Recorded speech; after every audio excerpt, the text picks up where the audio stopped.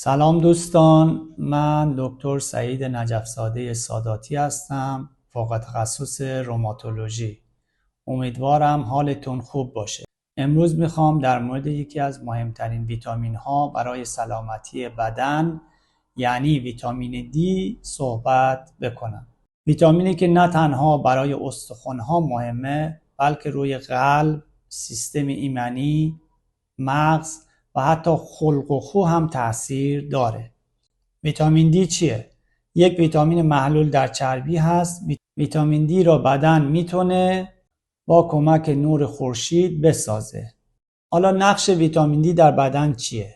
ویتامین دی باعث جذب کلسیم و فسفر از دستگاه گوارش میشه.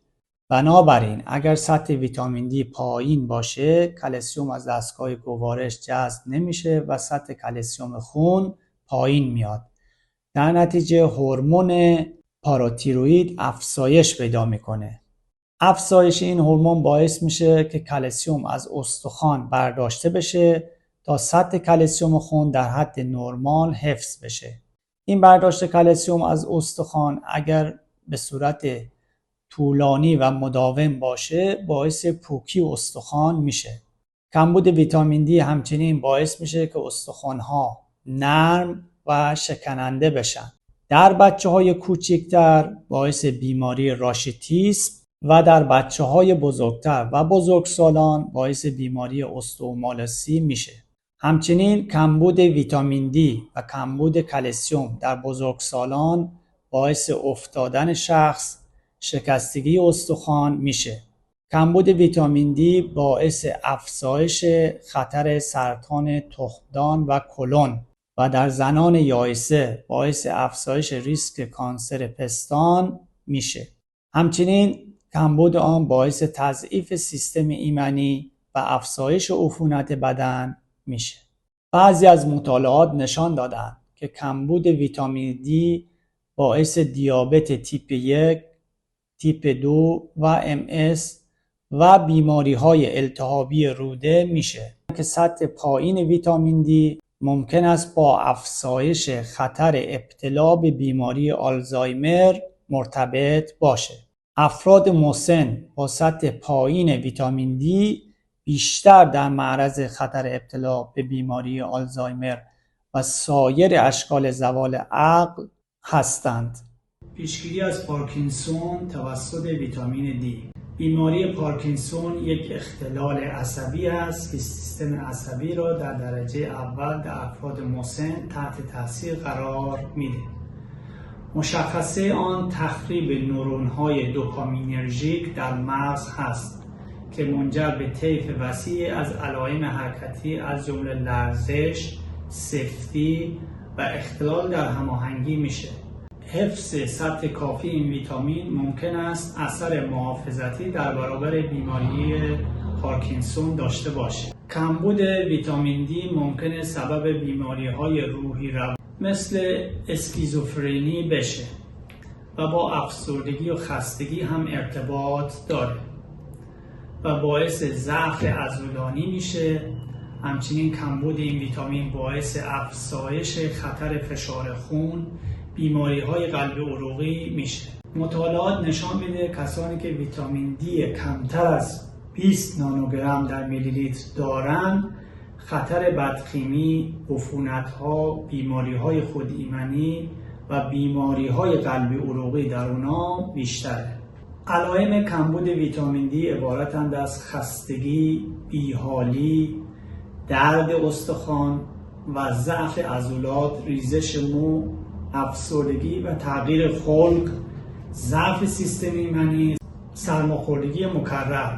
در کودکان باعث دیر دندان درآوردن یا پای پرانتزی یا مشکلات رشدی میشه. حالا میخوایم ببینیم چه کسانی در معرض کمبود ویتامین دی قرار دارند.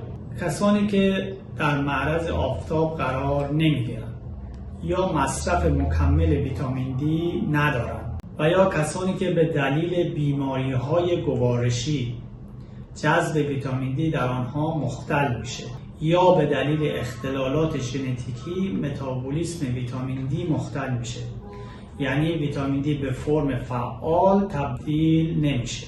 در سالمندان چون قدرت پوست در ساخت و ساز ویتامین دی کاهش پیدا میکنه، در نتیجه کمبود ویتامین ها در آنها بیشتره. غذاهایی که مصرف میکنیم حاوی ویتامین دی نباشه و جراحی معده انجام داده باشند. با سلام خدمت همراهان گرامی، من دکتر سعید نجف‌زاده ساداتی هستم، فوق تخصص روماتولوژی. با افتخار اعلام میکنم که منظور رفاه حال بیماران عزیز و آن دسته از بیمارانی که راه دور هستند و یا خارج از ایران هستند و یا در مواردی که این جانب در مطب نیستند و بیماران دسترسی حضوری به این جانب ندارند، برای سهولت ارتباط با این عزیزان علاوه بر راه اندازی وبسایت، امکان ارتباط از طریق واتساپ نیز فراهم شده است. بنابراین شما عزیزان می توانید علاوه بر وبسایت از طریق واتساپ به طور مداوم با این جانب در تماس باشید. با تشکر از شما عزیزان. بیماری‌های روده کوچیک داشته باشند و دچار اختلال عملکرد لوزالمعده باشند. مصرف بعضی از داروها مثل فنیتوئین، کاربامازپین و مصرف الکل باعث کاهش سطح ویتامین دی میشه. کسایی که اضافه وزن دارن، کسایی که مشکل گوارشی دارن مثل بیماری سلیاک یا کرون با کمبود ویتامین دی مواجه هستند و همچنین کسانی که کمکاری پاراتیروئید دارن، نارسایی کلیه دارن، کاهش پروتئین بدن داشته باشن مثل سندروم نفروتیک، در اینها هم ویتامین دی کاهش پیدا میکنه. میزان دقیق سطح کافی ویتامین دی در بدن مورد بحث هست، ولی بیشتر صاحب نظران معتقدند که این مقدار باید بین 20 تا 40 نانوگرم در میلی لیتر باشه یا حدود 30 میلی گرم در میلی لیتر و بهتره که بالای 50 نباشه، مگر در موارد خاص مثل کسایی که بیماری MS دارن که در اینها باید ویتامین دی بین 40 تا 60 نانوگرم در میلی لیتر باشه. البته باید بگوییم که مصرف بیش از حد ویتامین دی هم عوارضی داره و خطرناک. علائم مسمومیت با ویتامین دی: گیجی، پرادراری، پرنوشی، بی‌اشتهایی، تهوع، ضعف عضلات و در دراز مدت پوکی استخوان و درد استخوان و همچنین تشکیل سنگ کلیه. پس عوارض مصرف زیاد ویتامین دی به این صورت هست که باعث سطح کلسیم خون و افزایش سطح کلسیم در ادرار میشه و به دنبال آن باعث تشکیل سنگ کلیه میشه. ضمناً افزایش بسیار زیاد سطح ویتامین دی هم باعث شکستگی استخوان میتونه بشه، چون باعث سرکوب سطح هورمون پاراتیروئید میشه. این هورمون باعث تخریب قسمت‌های قدیمی استخوان میشه و قسمت‌های جدید رو میسازه. اگر این هورمون کم بشه این کار رو نمیتونه انجام بده و در نتیجه باعث شکستگی استخوان میشه. و همچنین بعضی از صاحب نظران معتقدند که مقدار ویتامین دی بالای 50 نانوگرم در میلی لیتر باعث افزایش ریسک سرطان لوزالمعده و پروستات میشه. به طور کلی وقتی ویتامین دی کافی باشد، کلسیم خوراکی به خوبی جذب میشه و به استخوان‌ها میرسه. اگر ویتامین دی کم باشه کلسیم دفع میشه و بدن برای جبران کلسیم از استخوان برداشت میکنه. بدون ویتامین دی حتی اگر مقدار زیادی کلسیم هم بخوریم نمیتونه جذب بدن بشه. پس هم کمبود ویتامین دی و هم مصرف زیاد ویتامین دی ضرر داره. مصرف این مکمل حتما باید تحت نظر پزشک باشه. در چه افرادی آزمایش ویتامین دی ضروریه؟ 1.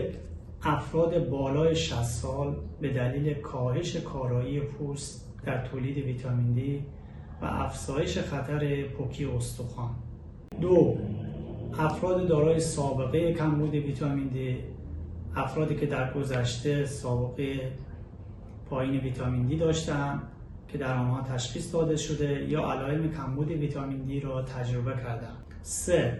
افراد با بیماری‌های مزمن مثل بیماری گوارشی، کلیوی، کبدی که بر جذب و متابولیسم ویتامین دی تاثیرگذار هستند. 4. افرادی که در مناطق با تابش کم نور خورشید زندگی می‌کنند. 5. افراد با رژیم غذایی نامناسب، کسانی که مصرف غذاهای حاوی ویتامین دی در رژیم غذاییشون به میزان کافی نیست. راهکارهای عملی برای حفظ سطح ویتامین دی چه مواردی هست؟ روزانه کمی در معرض نور خورشید قرار بگیریم، رژیم غذایی متنوع داشته باشیم، در صورت نیاز مکمل ویتامین دی مصرف بکنیم. حالا منابع ویتامین دی چی هستند؟ منابع ویتامین دی: نور خورشید مهمترین منبع است. کافی است 10 تا 20 دقیقه در روز بدون زدن ضد آفتاب به پوست در معرض آفتاب قرار بگیریم. البته بسته به رنگ پوست، فصل و محل زندگی متفاوت است. مواد غذایی مثل ماهی‌های چرب مانند سالمون، ساردین، تون ماهی، جگر گاو، زرده تخم مرغ، لبنیات مثل شیر و پنیر و مواد غذایی غنی شده مثل غلات مواردی هستند که ویتامین دی در آنها وجود دارد. مکمل‌ها برای کسانی که در معرض آفتاب نیستند و یا کمبود شدید دارند خیلی ضروری هست. برای کافی بودن یا نبودن سطح ویتامین دی در خون باید فرم 25 هیدروکسی ویتامین دی یا کالسیدیول را اندازه گرفت. ویتامین دی مصرفی در افراد چقدر باید باشه؟ افرادی که مشکلات گوارشی، اختلالات جذب ندارن ویتامین دی 1000 واحد در هر روز باید مصرف بکنن. ولی کسانی که کمبود دارن ویتامین دی 50000 را هر هفته یک عدد به مدت 6 تا 8 هفته مصرف کنن و بعد از اینکه سطح ویتامین دی به اندازه کافی رسید یا میتوان 1000 واحد در روز ادامه داد و یا اینکه ویتامین دی 50000 را هر 2 تا 3 هفته مصرف نمود. برای خانم‌های باردار که کمبود ویتامین دی دارند باید روزانه 1000 تا 2000 واحد ویتامین دی به آنها داده بشه و ویتامین دی 50000 که هر هفته به خانم‌های غیر باردار داده میشه برای خانم‌های باردار نباید تجویز بشه. در مواردی که کمبود شدید وجود داشته باشه و یا کسانی که اختلالات جذب دارن ویتامین دی را به صورت تزریقی باید دریافت بکنن. کسانی که کمبود ویتامین دی دارن باید همراه با مصرف ویتامین دی کلسیم نیز مصرف بکنن. از کجا بدونیم که سطح ویتامین دی در بدن کافی هست یا نه؟ زمانی که سطح هورمون پاراتیروئید PTH در محدوده نرمال باشه نشون دهنده اونه که سطح ویتامین دی تو بدن کافیه.